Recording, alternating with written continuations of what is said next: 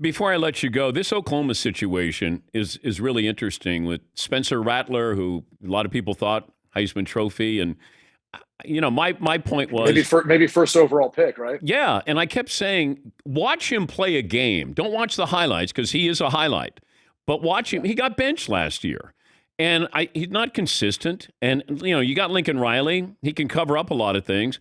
Now you got a situation where if you're Spencer Rattler and you look and you see the future is out there on the field, and it's not you, what do you do if you're Spencer Rattler at Oklahoma? It's such a tough decision because if he feels like he's not going to be the guy, there's still so much football left to be played. Like, I think the biggest mistake he can make right now is making an irrational decision and deciding to transfer right away. Like, we've already seen that in certain cases. Like, we've already seen guys who have done that this season.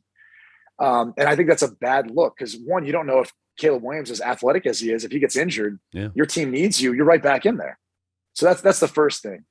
The next thing is he's draft eligible. Like, does he look at this quarterback class and go, I'm going to prove to people that, like, yeah, I haven't played my best necessarily, or I'm not at my best, but they can draft me and they can help me get there because he is talented. I mean, no one's going to deny his arm strength, ability to throw off platform, all those things, but he needs a lot of experience and more work.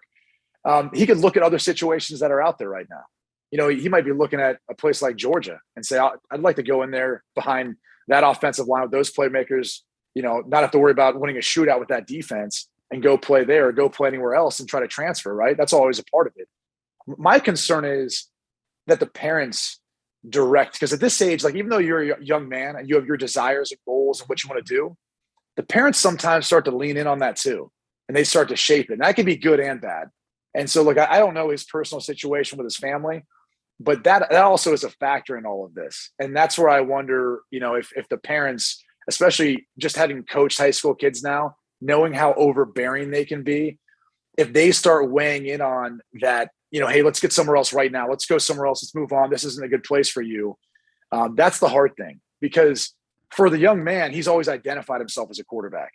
And when that's taken away from you and you get put on the bench, it shocks you. I mean, it really wrecks your entire world. And so you could be in a tough headspace and you can let anyone talk you into anything at that point in time. So hopefully he can let his emotions pass and they can get kind of some more clarity of what their plan is moving forward, depending on how the season goes.